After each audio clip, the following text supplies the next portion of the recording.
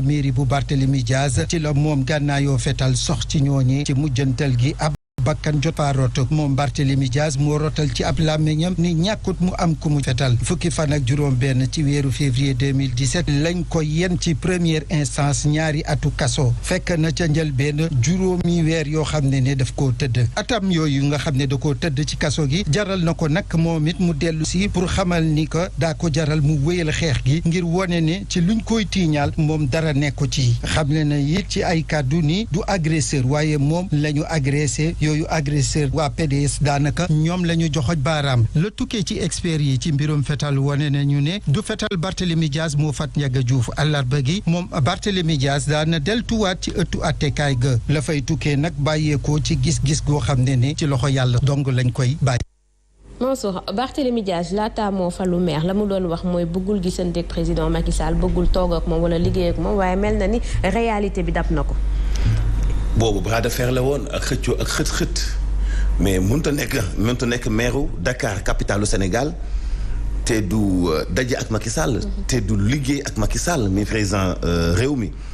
parce que du ñoom ñaari personnes yi mais kenn ku nekk institution bi nga jiite moo lay obligé nga daje ak ki ci des. Barth dafa xam politique. il est intelligent nekkul ni waxul démbam dafa soppeekuwaat mais foog mu adopté wu ak institution bi mu jiite ni muy doxee. faaw mu liggéey ak nguur loolu mënut a ñàkk parce que mooy maire capitale ville mu ngi def ay démarches parce que visite bi am na solo mais visite bu ànd ak ay travaux yu mu jiite moo ci ëppaat solo te loolu la ñu gis. am na ay dossiers yu nekk ci kanam gis nga politique léegi intelligence donc moo koy doxal. parce que coalition yi di juddu léegi dafa bari ay workat dafa bari ñu tegaati gët dafa bari ñu wéq ci di màtt ci suuf ak di màtt di ëff. mooy li tax politique intelligence bi mu jël. liggéey dal calme tabax ëllëg bu dëgër ak avenir bu wóor ci wàllu politique c'est une bonne chose. parce que xët-xët non seulement fajul dara mais nit ñi kenn du leen pousse ci violence lépp mun nañ ko régler parce que am nañu opportunité bu ñu ko mën a régler carte yaa ngi fi dialogue baa ngi fi ñàkk ànd ci ba duñ jël dogal mu ngi fi. mais itam bu ñu manifester bu ñu xeexee mais mënuñ cee continuer il est obligé mu liggéey ak président de la République heureusement. bi mu ko xamee ba nga xam ni sentiment ak émotion ñu ne ci biti te xamuñu réalité bi mu fi jëlee capitaine Touré ñu bëri opposé wuñ ba ci président de la République wax na est-ce que xañ na ko sañ-sañ bi mu am ci continuer maintenir ñi mu bëgg a jël ñu liggéey. institution boobu ko jàppandal force boobu noonu moo ko obligé pour mu waxtaan ak président de la République. Ndeye Dimet li élan wu liggéey bi mu nekk ndax suba procès bi ñuy amal njeexital bi mën na ko ci bloqué. bon doy na waar parce que liy xew suba kenn xamul mais man dama jàpp ni dossier boobu dafa yàgg. te dañ ko war a vider. mu jeex une bonne fois pour toutes. et puis li important li am solo mooy Barthélémy dafa nekk maire di liggéeyal askanam ñu fekk ko fa. tooñ ko fa tooñ yoo xamante ni ñëpp gis nañ li ci xew. c'est vrai que après daan nañ ko moom mu sàkkuwaat ni daan ko mais man dama jàpp ni yoon dafa war a jub ci dossier boobu nga xam ne ëllëg du jox fit ak sañ-sañ bépp doomu aadama boo xam ne di ñaanal yàlla bu baax a baax Ndiaga Diouf yàlla na ko yàlla xaare àjjana mais pratique yooyu vraiment bëggatuñu aussi muy am ci réew mi mais quand même na yoon def liggéeyam maintenant nag ci wàllu li nga xam ne moom la Barthélémy nekkee te loolu lañ koy xaar muy nag collaborer ak le pouvoir central parce que les Dakarois dafa am li tax ñu fal ko te moom la ñuy xaar ci ñoom donc tey bras de fer entre la mairie de Dakar ak l'exécutif kan moo ciy perte tey bu fekkee dafa am Dakarois yi donc te Dakar waaye instant bi li ñu dundoon ci diggante président Macky Sall ak Khalifa Sall ba tey mi ngi fii tege kon loolu warul mën a nekk Barthélémy Dias war na mën a dem fekk président Macky Sall ñu waxtaan sur des questions sur des sujets yoo xamante ne ni tey dafa interpeller Dakar parce que loolu moo tax ñu fal ko te aussi discours politique yi ñuy tenir ci campagne nañ ci bàyyi xel. parce que je ne veux même pas voir le président Macky Sall en photo bëgguma ko gis loolu dañu war a dépasser esprit boobu parce que léeg-léeg militants yi sax dañuy am problème après parce que loolu mooy andi léeg-léeg yenn comportement yi nit ñi duñ leen ko baal. parce que dañ naan diw dafa waxoon lii te fekk ni ba mu koy wax peut-être que pënd la woon wala bluff la woon encore une fois. fois tey préoccupation yi Dakar bëri na xale yi ñi ngi xaar ñu soppi seen nekkin ci wàllu utum xëy ak leneen c'est vrai que mairie Dakar am na lu bëri lu mu def mais am na tey loo xam ne ni dafa des te tamit collaboration boobu na sincère parce que aussi tamit am na lu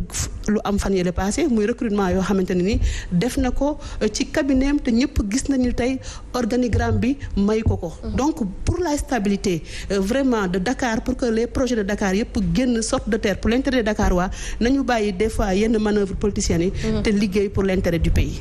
Ndeye Dimet, direction générale des élections ñoom nag déclaré nañu officiellement ni liste bu coalition Yewwi Askan Wi ci Ndakaaru ñoom duñu bokk ci élection législative yi Yewwi Askan Wi nag am nañu ñoom benn fan ngir yóbbu yëf yi ci kanamu conseil constitutionnel ci ñoom sax la ñuy des ndaxte ñoom itam fa ñu teg seen tànk ba tey teggiwuñu ko chargé des élections ak itam des affaires juridiques bu grand parti Sukkali Sénégal moom la mu xamle moo di coow bi nga xamante ne moom moo juddu ci dépôt bu liste ci législative yi moom daf ko choqué te kenn waralu ko ku dul Déthié Fall moom buy ut responsable Déthié Fall lay doon muy professeur Serigne Thiam muy sàkku itam ci responsable yi nekk ci coalition bi ñu fexe ba jox gëdd militant yi nga xamante ne ñoom ñoo leen taamu professeur Serigne Thiam ñu déglu ko. Pour le minimum de respect et de considération bi ñu am ci Sénégalais yi d'abord en général et en particulier ñi bokkal coalition Yewwi Askan Wi dañ xam ne ñoom gënuñu fi ëppuñ fi dayoo ëppuñ fi daraja dañ leen a jiital rek war nañoo doxalin wu sell doxalin wu rafet doxalin boo xam ne dañ leen ci wekk dañ leen ci naw balaa ngay yuux di tëb di daal naan DG la wala complot état la xool la ci sa entourage bu pare li xew te de plus en plus ñuy dem de plus en plus ay gàcce di am ci comportement ñi nga xam ne leader ñu wóolu woon ci biir coalition Yewwi Askan Wi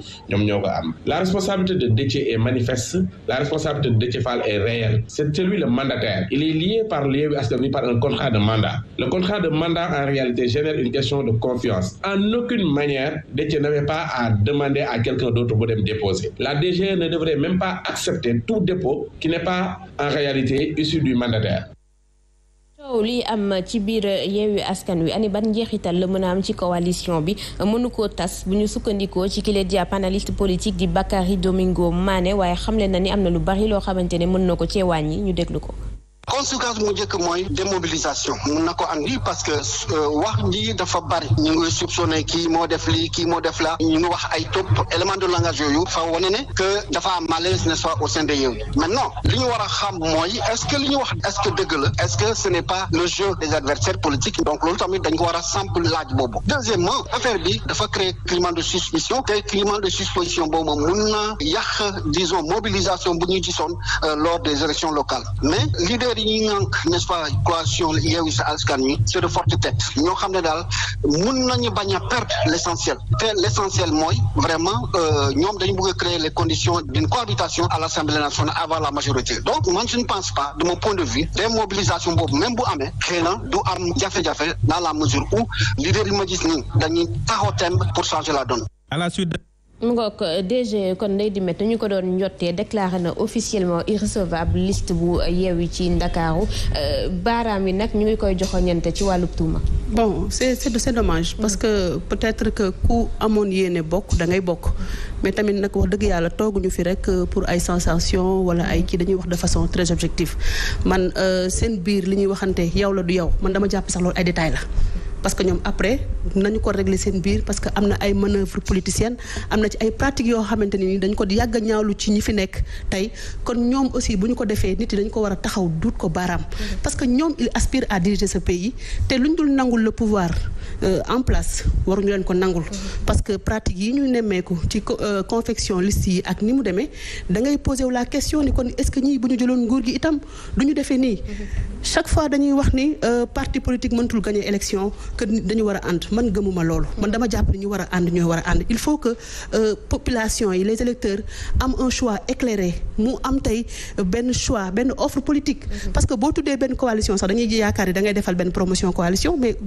du loolu am na coalition par exemple Aar Sénégal boo xam ne boo dégloo seen communication dañuy wax ni dañu ñëw apporter benn choix benn offre politique na Sénégalais yi xool ñu gis aussi ñeneen ñi mën a ànd muy coalition Pape Diop ak ki nga xamante ne nii mooy Aliou Sow donc pour man mbiri noonu la war a demee mais xëccoo calcul politicien ba def sa toj ba pare taxaw ni par la force ni lay demee loolu baaxul ci démocratie te dama jàpp ni la loi est faite pour être respectée man li ma jàpp ci mbir mi mooy loi bi jalgati nañu ko parité dafa amoon respecté nañu ko que nañu assumer seen responsabilité pour à l'avenir parce que luñ dul nangul le citoyen lambda mais waruñu ko nangul les politiques parce que tey ñoom bu ñu fauté dañuy xam dañu fauté ñu appliquer la loi et on continue comme ça mu servir de leçon à d'autres citoyens parce que tey dëkk bi bu fekkente dañ ko bëgg a defar aussi waruñu rek mën a charger benn côté beneen côté bi aussi ñu bàyyi leen sous prétexte que ni wuy dañuy ut et cetera et cetera